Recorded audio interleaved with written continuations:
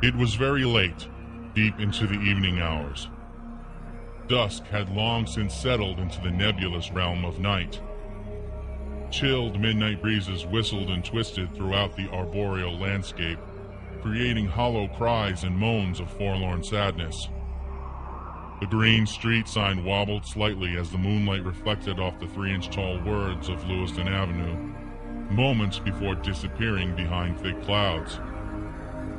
Eric peered down the long stretch of unlit pavement and shuddered. He had heard all the stories and rumors of this particular street, the disappearances, newspaper articles, and common folklore that parents used as threats to keep their children in line.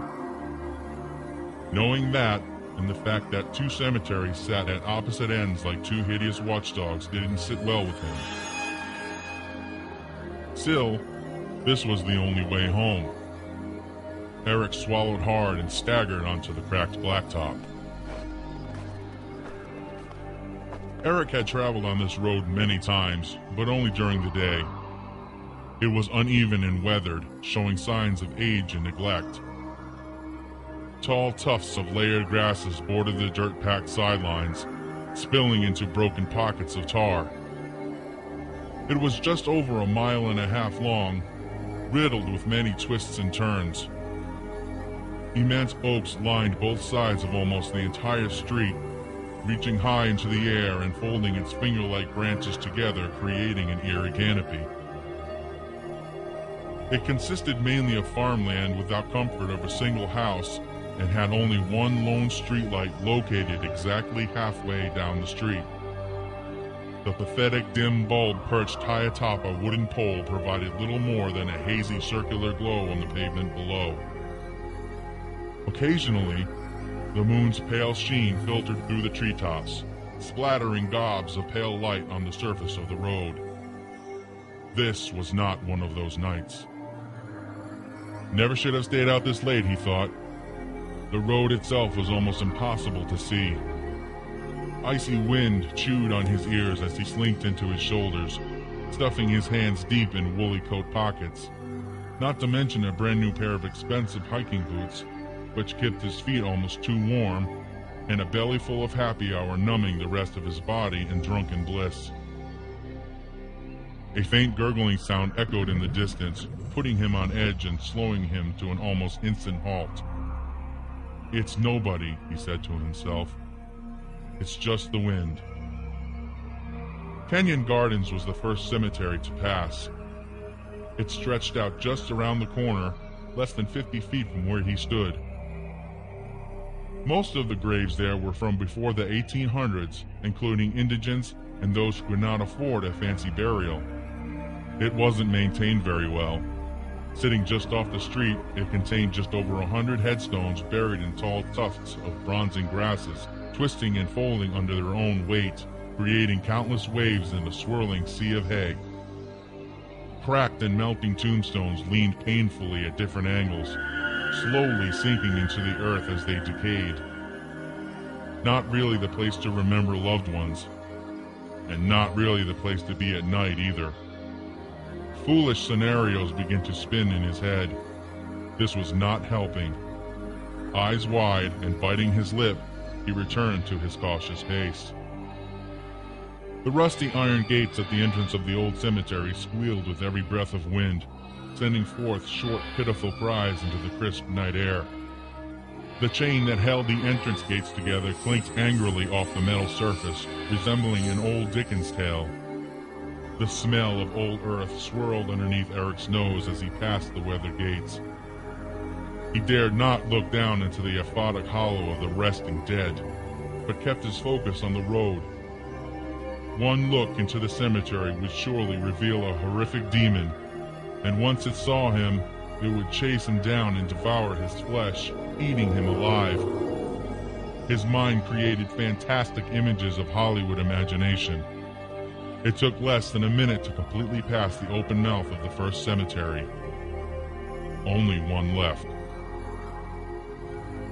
The wind was stronger now, and those mighty oaks howled deep in song, chasing melancholic tunes among its many branches, reminding him of an old song he hadn't heard in years. After a few moments of teenage reminiscing, he began to feel a slight burning in his feet. The all-too-warm toasty feeling was gone, and a chilly stinging had settled in his toes. He was barefoot.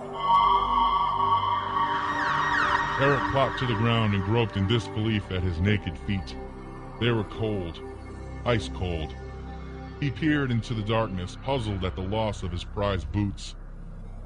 He didn't have that much to drink, did he? Certainly not enough to lose his own boots.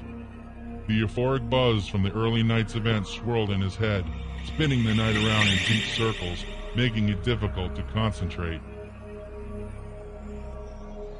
Backtracking at this point was not an option he wished to explore. He knew getting home was a priority, and sitting on the cold ground wasn't getting him there any faster, and now his feet were exposed to the raw weather. He had no choice but to move forward. With a heavy grunt, Eric rose to his numbing feet and pressed on.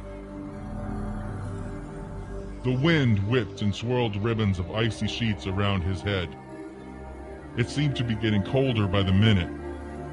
The broken surface of the road was becoming very hard to walk on. Eric stopped every few minutes to wrap his angry feet in the fur lining of his jacket to keep them warm. After a half hour of this, it became more than frustrating. He was getting nowhere fast and then quickly came up with an idea. He removed his coat, then his shirt, exposing unprotected skin against the elements. He replaced the coat and tore the shirt into 2 uneven pieces and wrapped each foot, tying the straps tightly. It was well worth the sacrifice, as the cloth made pretty good slippers and just might work well enough to get him home. Eric held the thick coat tight to his chest, stuffing his frozen hands under his arms. It wasn't long before that familiar sting found its way into his feet again. The material covering his feet was gone. Eric began to panic. Something was happening to him. The bottoms of his feet were now raw, and he could feel blisters beginning to form. The second cemetery was no more than 100 yards from where he stood. After that, it was straight up the hill and home free. A loud gurgle bubbled up from behind him, interrupting his thoughts. A burst of fear-induced adrenaline shot into his body like a hot needle. Down the street he ran in blinding panic, hot lungs sucking cold night air. Sore, blistered feet slapped against the open road. A sharp pebble found its way into the tenderest of blisters, slamming him to the ground. Eric reeled in pain, grabbing at his foot, consequently rolling onto his back. He tried getting up, but the coat was caught on something. He fought and tore at the jacket and managed to roll out of it. Within moments, it disappeared into the black ether of the road in a boiling stew pot of tar. Eric felt the cold night air creep across his chest like icy fingers, squeezing his breath out in small gasps. Clothed in only jeans, he turned to face the direction of his beloved home. In a last-ditch effort, he lunged forward, only to land on his hands and knees. The road began bubbling at his calves, sinking his lower legs into the crude. Eric unbuttoned his jeans and crawled out of them as fast as he could, leaving him clothed in nothing but darkness. He clawed at the road, tearing fingernails to the cuticles in an effort to drag his body away, making exhaustive strides with minimal progress. Weary and disoriented, he pulled himself up to the entrance of the second cemetery and looked down into the emptiness. The gurgling sound was all around him now, encompassing his body. Eric screamed as his skin began to bubble and separate from his flesh, flapping piece by jagged piece to the ground. Blood splashed across the surface of the road and sizzled before sinking into the road's belly as his limbs folded and snapped like twigs. Within seconds, his mangled body was absorbed by the black mass. The gates of the cemetery began to wobble ferociously and suddenly sprang open, spewing forth a foul stench, spitting forth a single object out of the gates right before they slammed shut. The new hiking boot bounced off the road and landed in the dirt.